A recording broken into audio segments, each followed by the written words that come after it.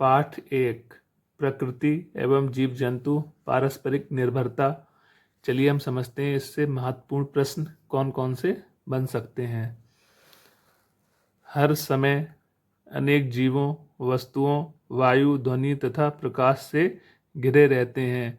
हम हर समय अनेक जीवों, वस्तुओं, वायु, ध्वनि तथा प्रकाश से घिरे रहते हैं। पर्यावरण पर्यावरण दो शब्दों से मिलकर बना है, परि प्लस आवरण। परि का अर्थ है चारों ओर और आवरण का अर्थ है घिरा हुआ। मतलब जिस आवरण से हम चारों ओर से घिरे हुए हैं उसको हम क्या बोलते हैं? पर्यावरण। चलिए आगे समझते हैं। इस प्रकार जिस मिट्टी में पेड़ पौधे उगते और बढ़ते हैं, जिस हवा में सांस लेकर सारे जीवधारी जीवित रहते हैं, जो पानी हम पीते हैं, जिस प्रकाश के कारण हम देखते हैं, ध्वनि के माध्यम से सुनते हैं, वे सब हमारे पर्यावरण के अंग हैं। अर्थात मिट्टी, पेड़ पौधे, जल, वायु, प्रकाश, ध्वनि आदि जिनमें हम चारों ओर से घिरे हैं वही हमारा पर्यावरण है। पर्यावरण से ही समस्त जीवधारियों एवं वनस्पतियों का अस्तित्व है। चलिए आगे समझते हैं। प्रकृति में विभिन्न प्रकार के जीव किस तरह रहते हैं, किन परिस्थितियों में रहते हैं तथा कैसे एक दूसरे को प्रभावित करते हैं, इसका अध्ययन पारिस्थितिकी इकोलॉजी के अंतर्गत किया जाता है। इन सभी का अध्ययन किसके तहत किया जाता है? इसका अध्ययन पारिस्थितिकी इकोलॉजी के अंतर्गत किया जाता है। इकोलॉजी शब्द का अर्थ है परिवेश का अध्ययन। इकोलॉजी शब्द का अर्थ है परिवेश का अध्ययन। ये प्रश्न अधिकतर यूपी टेट की परीक्षा में पूछा जाता है। इकोलॉजी शब्द का अर्थ है परिवेश का अध्ययन। इस प्रकार कौन सा जीव किस प्रकार के घर में रहता है, इस प्रकार कौन सा जीव किस प्रकार के घर में रहता है, भोजन कैसे प्राप्त करता है, जीवित रहने के लिए किस पर निर्भर होता है एवं किस प्रकार का क्रियाकलाप करता है, इन परिस्थितियों का अध्ययन ही पारिस्थितिकी है। इसमें सजीव और निर्जीव घटक मिलकर एक तंत्र बनाते हैं जिसे पारिस्थितिकी तंत्र इकोसिस्टम कहते हैं।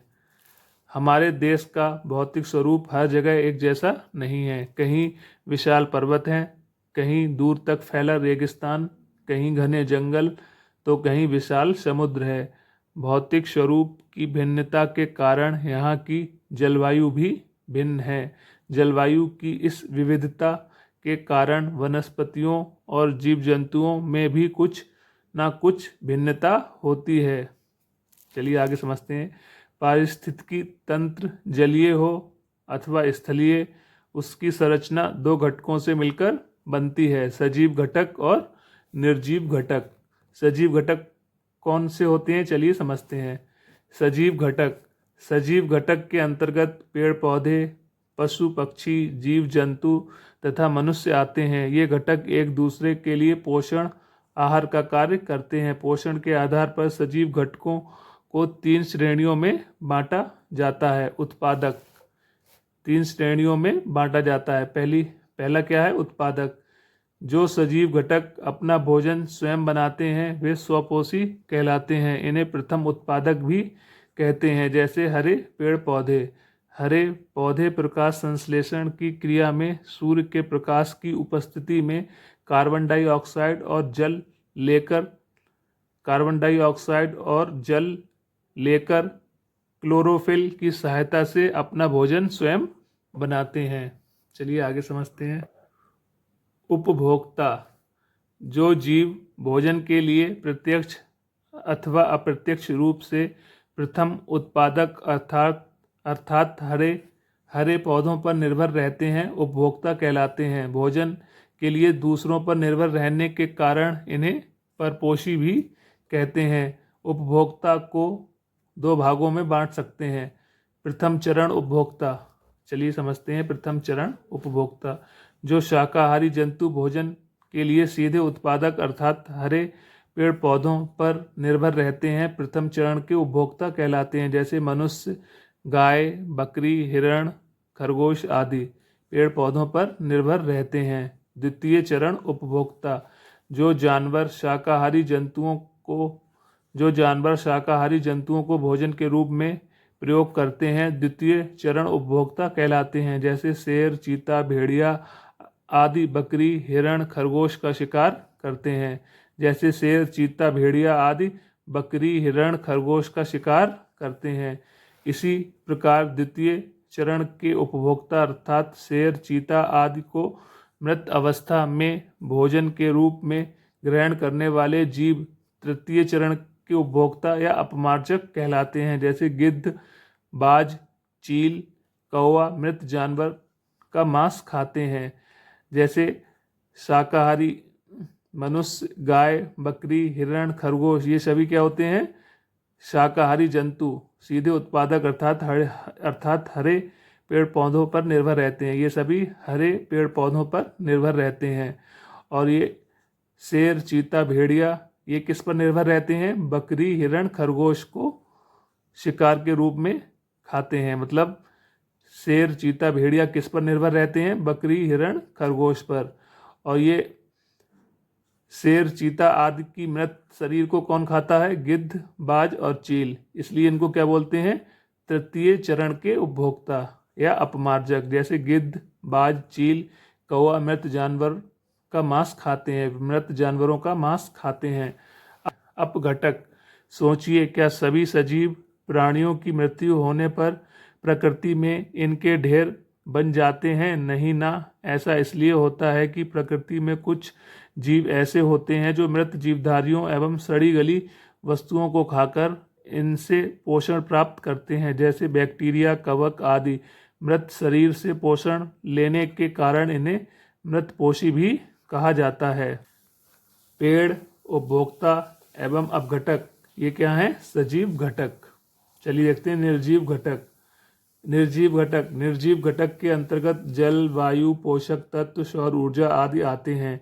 ये सभी हमें प्रकृति से प्राप्त होते हैं। निर्जीव घटक के कारण ही सजीवों का विकास बेहतर ढंग से संभव है। किसी भी निर्जीव घटक के अधिक या कम होने से पारिस्थितिकी तंत्र असंतुलित हो जाता है। यह निर्जीव घटक निम्न रूप में हैं। जैसे स्थल मंडल, पृथ्वी की सतह के ठोस भाग को स्थल मंडल या भूमंडल कहते हैं। पृथ्वी की सतह के ठोस भाग को स्थल मंडल अथवा भूमंडल कहते हैं। इसके अंतर्गत पर्वत, पठार, रेगिस्तान, मैदान, जमीन आदि आते हैं। चलिए आगे समझते हैं। जलमंडल पृथ्वी के जल वाले सभी भागों को सम्मिलित रूप से जलमंडल कहते हैं। पृथ्वी का लगभग 3/4 भाग जल से घिरा है। इसके अंतर्गत महासागर, सागर, नदी, नाले, झील, तालाब आदि आते हैं। वायुमंडल, हमारी पृथ्वी चारों ओर वायु से घिरी है, जिसे वायुमंडल कहते हैं। वायुमंडल में oxygen, nitrogen, carbon dioxide, argon जैसी अनेक गैसें हैं। वायुमंडल सूर्य की तेज किरणों से हमारी रक्षा करता है। पर्यावरण के जैविक और अजैविक घटक एक दूसरे से परस्पर संबंधित हैं।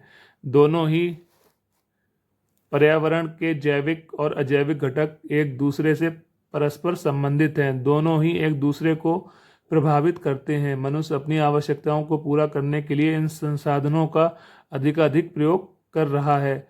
एक समय था जब हमारे दादा दादी पेड़ों की पूजा करते थे। राजा महाराजा सड़कों के किनारे छायादार वृक्ष लगाते थे। उस समय लोग वनों की रक्षा करते थे। आज पेड़ों को हम अपनी आवश्यकता के लिए अत्यधिक संख्या में काट रहे हैं, जिससे हमारा पर्यावरण असंतुलित हो रहा है।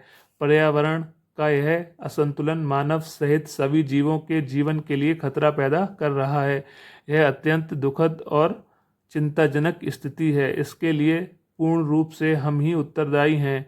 यह हमारा ही उत्तरदायित्व है कि हम पर्यावरण संतुलन को और अधिक ना बिगड़ने दें। हम ध्यान दें कि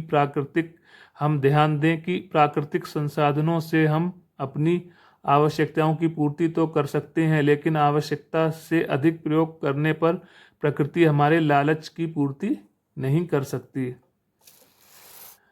इस प्रकार समस्त सजीव और निर्जीव घटक मिलकर एक संतुलित पारिस्थितिकी तंत्र बनाते हैं, उस पारिस्थितिकी तंत्र के कारण ही हम सभी सजीव एवं निर्जीव अपनी अपनी आवश्यकताएं पूरी करते रहते हैं। ठीक है फ्रेंड्स, मिलते हैं किसी नेक्स्ट वीडियो में। तब तक के लिए जय हिंद, जय भारत। हंसते रहिए, मुस्कुराते रहिए, हमेशा स्वस्थ रहिए और नोटिफिकेशन ऑन करें जिससे हमारे चैनल की सभी वीडियोस का नोटिफिकेशन आप तक आसानी से पहुंच सके। ठीक है फ्रेंड्स, थैंक यू।